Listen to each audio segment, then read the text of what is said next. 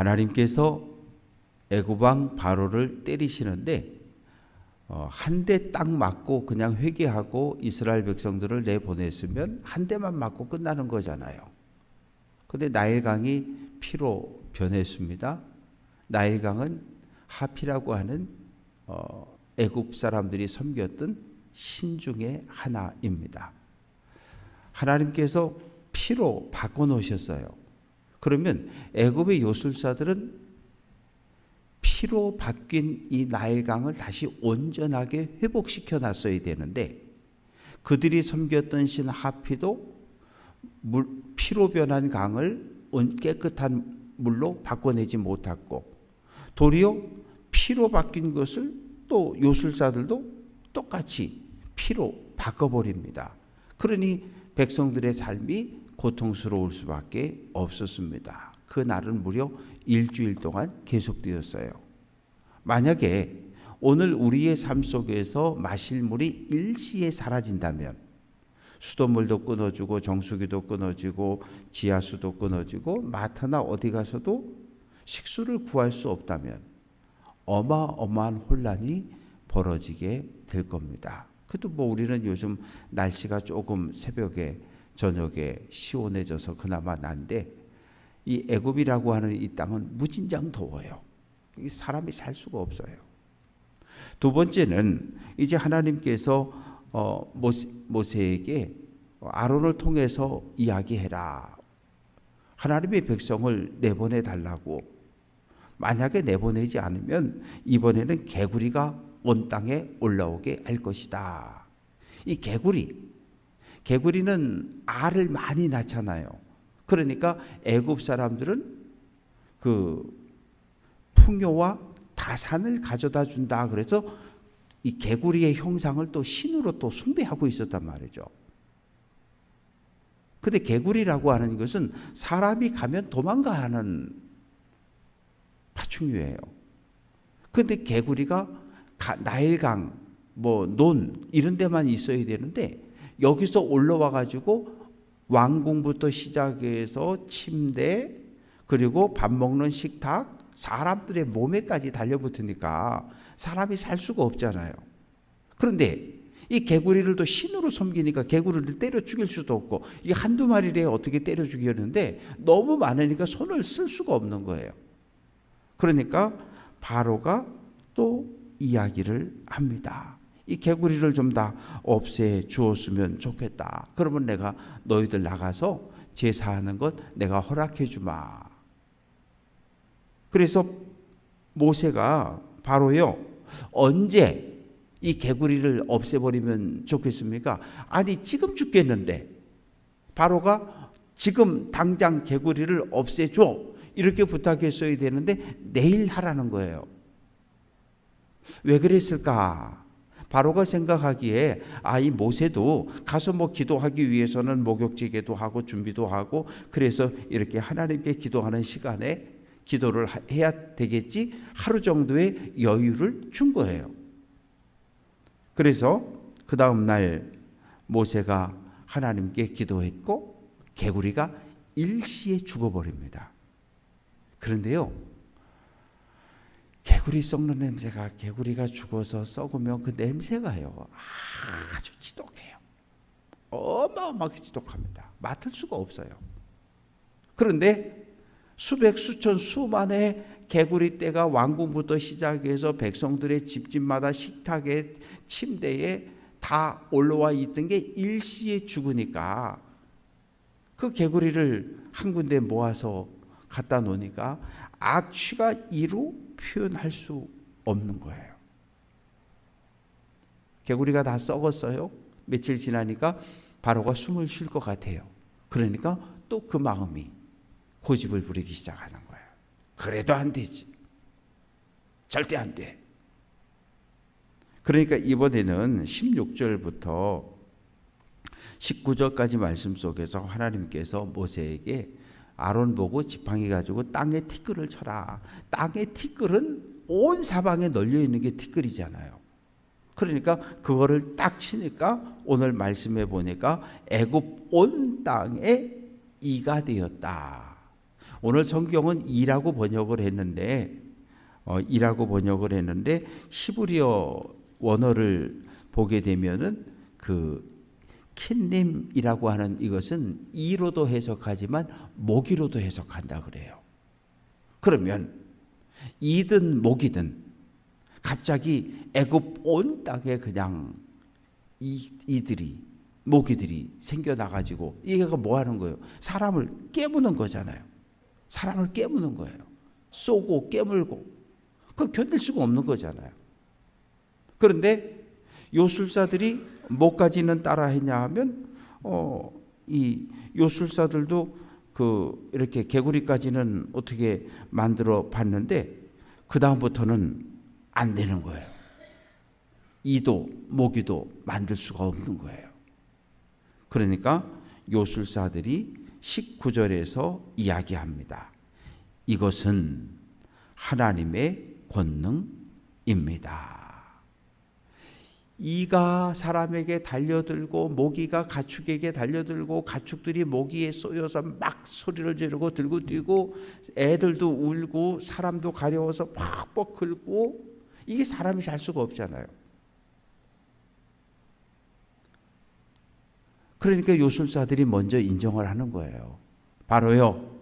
이거 사람이 할 수 있는 일이 아닙니다. 우리가 물을 피로 바꾸기도 하고 그리고 개구리도 우리가 이렇게 요술로 만들고 뭐 뱀을 지팡이를 놔서 뱀도 만들고 여기까지는 우리가 다 했는데 이거 이제 이를 만들고 모기를 만드는 거 이거 우리 못한다고. 이거는 저 모세와 아론이 믿는 히브리인의 하나님만이 할 수 있는 겁니다. 이 사람들은 하나님을 안 믿는 사람들이에요. 그런데 모세와 아론이 믿는 그 하나님의 능력을 인정하기 시작한 거예요. 무슨 얘기예요? 바로요. 항복하세요. 항복하고 내보내세요. 그러나 말 안 들어요. 19절 말씀 보면 바로의 마음이 완악하게 되었다. 그래서 또 안 듣는 거예요. 그런데 하나님께서 미리 말씀하셨어요. 이 바로가 한 대 맞고 두 대 맞아서는 정신을 안 차릴 거다. 그 마음이 완악하고 완강해서 고집이 워낙 세서 왜? 내가 살아있는 신인데 바로 그 자체가 살아있는 신이에요. 신은 죽어도 신이 되는 거예요. 그리고 바로가 죽으면 아들 장남이 또 살아있는 신이 돼서 애굽을 통치할 거예요. 아니 내가 살아있는 신인데 저 우리나라에 와가지고 노예로 종으로 살고 있는 저놈들이 믿는 신이 그까짓 게 무슨 힘이 있겠어? 이런 생각을 하고 있는 거죠. 내가 살아있는 신이고 내 통치를 받는 저 형편없는 하비리들, 저놈들이 믿는 신은 그건 신도 아니라는 거죠. 내 명령에 복종하고 순종해야 되는데 지금 안 되는 거잖아요. 그러자 이번에는 네 번째 재앙이 시작되어집니다. 20절 말씀 보면 아침에 바로를 만나라는 거예요. 그래서 또 이야기하라는 거예요. 하나님의 말씀입니다. 내 백성을 보내달랍니다. 내 백성이 광야로 나와서 하나님을 예배할 수 있도록 허락해 달라고 말씀하십니다. 이번에도 듣지 않으면 이번에는 파리 떼를 보내겠습니다. 이 파리 히브리어 퀴노민으로 번역이 되어져 있는데 이게 그냥 일반 작은 우리가 보는 작은 파리가 아니고요. 애굽에서 홍수가 끝나고 나면 갑자기 나타나는 아주 큰 파리를 이야기하는 거예요. 이 파리들이 또 피를 빨아먹고 쏘고 하거든요. 개파리라고 부르는데 이 일반 파리보다 몇 배는 큰 파리들이 날아다니면서, 그런데 지금까지는 고센 땅, 나일강 이쪽에서만 일어났던 일인데 이제 22절 말씀 보면 나는 내 백성이 거주하는 고센 땅을 구별하여 고센 땅에는 개파리가 나타나지 않고 애굽 사람들이 사는 온 땅에만 개파리가 나타나게 하겠다는 거예요. 그러니까 바로가 통치하는 애굽 사람과 하나님의 말씀에 순종할 하나님의 백성의 삶을 구분하겠다는 거예요. 그래서 야곱의 후손들이 살고 있는 고센 땅에는 개파리가 한 마리도 없고, 바로가 통치하는 애굽 온 땅에는 갑자기 개파리가 나타나서 쏘고 물고 하니까 또 사람들이 이거 견뎌낼 수가 없는 거죠. 그래서 아우성을 지르고 소리를 지르고, 그러자 어떤 일이 벌어집니까? 25절, 바로가 모세와 아론을 불러 이르되 너희는 이 땅에서 너희 하나님께 제사를 드리라. 에이, 제사 드려. 그런데 내가 통치하는 이 땅, 고센 땅을 벗어나면 안 된다는 거예요. 너희가 사는 이 고센 땅에서 너희가 믿는 하나님을 위해서 제사를 드리라는 거예요. 제사를 드리긴 드리는데 고센 땅을 벗어날 수 없다는 거예요. 광야로 나갈 수 없다는 거예요. 또 고집을 부리고 있는 거죠. 그러자 모세가 이야기합니다. 바로요, 그건 안 됩니다. 우리가 하나님께 제물을 드릴 때는 소를 잡아서 제물을 드려야 되는데 애굽 사람들은 이 소를 또 신으로 숭배하거든요. 암소와 숫소를 전부 신으로 숭배를 해요. 그런데 만약에, 그래서 애굽의 법에는 색깔이 하얀 흰소를 죽이는 자는 지위 고하를 막론하고 사형이다, 이런 법이 있을 정도예요. 그러니까 애굽은 소를 신으로, 인도도 힌두교도 이 소를 신으로 숭배하기 때문에 안 잡아먹거든요. 길을 가다가 소가 길을 건너가면 차들이 다 서 있어요. 10분이고 20분이고. 뭐 그거에 대해서 누구도 말하지 않아요. 왜? 신이 지나가는 거니까. 그런데 만약에 우리가 이 고센 땅에서 소를 도살해서 하나님께 번제를 드리는 것을 보면 이 애굽 사람들이 우리를 가만두겠냐는 거죠. 여기서 폭동이 일어날 거고 싸움이 일어날 거고 많은 사람들이 죽고 다칠 텐데 안 된다는 거예요. 그래서 우리가 광야로 사흘을 걸어가야 된다는 거예요.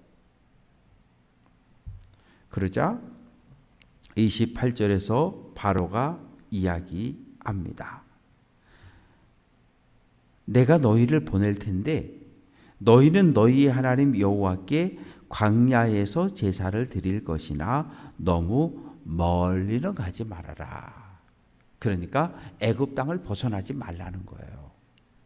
하나님의 요구는 바로의 통치가 이루어지지 않는 광야까지 가라는 거거든요. 그런데 바로는 어떻게든 내가 통치하는 이 애굽 땅 안에 야곱의 후손들을 잡아놓고 싶은 거예요.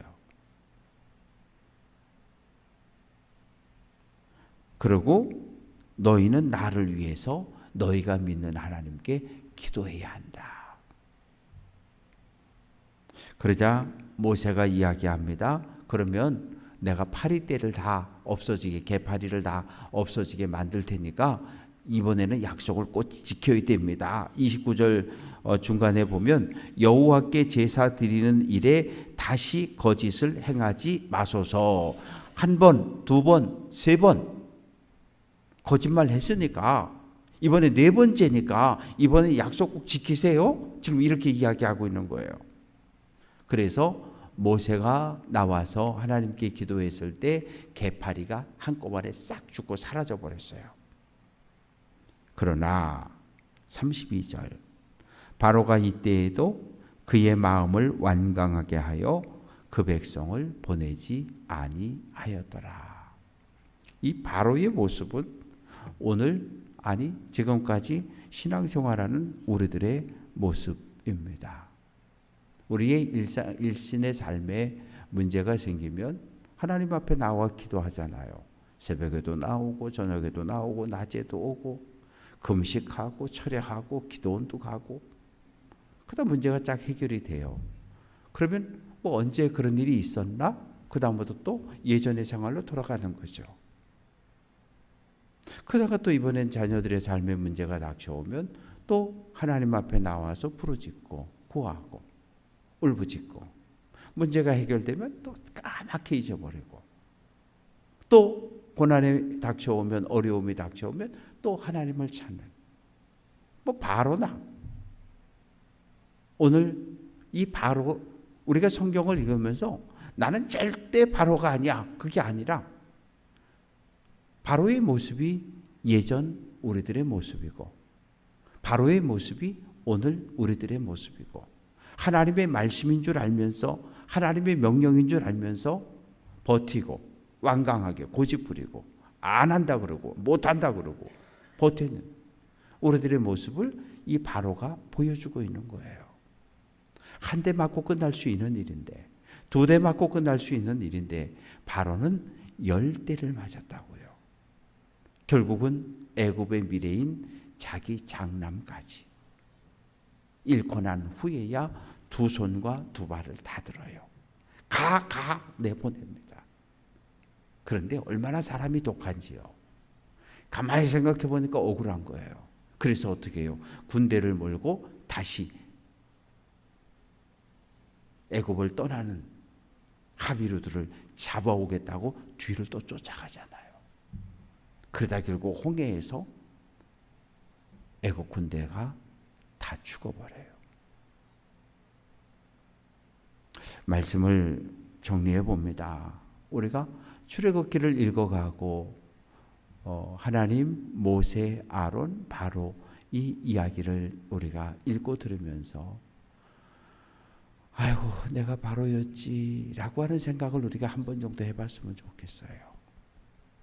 내가 하나님께 고집부렸고 내가 하나님의 명령인 줄 알면서 순종하지 못했고 어떨 때 또 내가 지금도 고집을 부리고 살고 그래 이 바로가 나지 이런 마음으로 우리가 성경을 읽고 묵상할 수 있다면 훨씬 더 많은 은혜를 경험할 수 있습니다. 바라고 소망하는 것은 신앙생활은